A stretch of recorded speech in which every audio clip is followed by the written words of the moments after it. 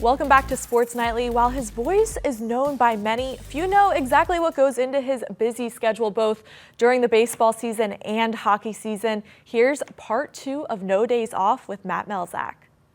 Being with the Walleye since its inception back in the early teens, how has it changed just over the years you've been here? The sport of the game has changed, I think. I think the way the ECHL has changed, has become more skill-oriented. Even in those days, you had like your 2 lines that were real skilled, and then your 3rd line was really a grinder. And if you got a goal off of that 3rd line some nights, you were like, wow, that's a worker's man's goal right there. But as it's gone along and year in, year out goes past, you start seeing more and more teams with 3 lines, and they're all scoring lines. They're all good at. Some might be better defensively than others, but the game itself has gotten so much more skilled than it was in 2009. And that first team was very skilled. I mean, they had guys on the defensive side like J.C. Sawyer, Adam Hobson up front. They had some great players, but you start looking, you go back and you go, man, didn't get a lot really out of the 3rd line. And, as those top 2 lines had to carry you. You had that one real good skilled deep defenseman, and then everybody else was defensive oriented. Now you get 4 really good offensive defensemen that can move the puck, and the speed of the game has certainly increased, I think, over the 11 years. Now, people always, if they see you, they associate you with the Walleye and the Mud Hens and just the TV broadcast or the radio, but there's so much more that goes into your role there. You're kind of a behind-the-scenes guy as well. Yeah, there's a lot that I have done over the years that I think people are surprised at sometimes. It's, wow, you do the broadcast. Yeah, that's a big part of it.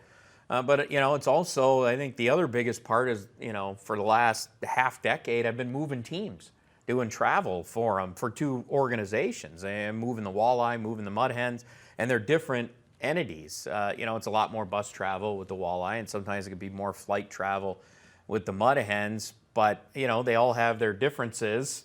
And I think the hardest part was really when the Walleye made that run to the Kelly Cup Finals, and I'm trying to move 2 teams for 2 months straight at the same time. It was quite a challenge, as away from the rink, away from the broadcast booth, that maybe the biggest thing that I handle.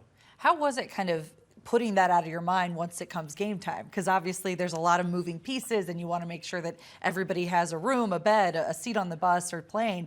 But then once the puck drops or, the first pitch is thrown, you have to be fully engrossed in that game. Yeah, and I think part of it too is the challenge of one night doing a playoff hockey game and the next night doing an April or May baseball game. And, they're just such different broadcasts that makes a huge difference as well. I mean, yes, the travel side of it. Most of the time, I'm a pretty organized guy. Mm-hmm. So a lot of times I was all set by the time we were doing the game.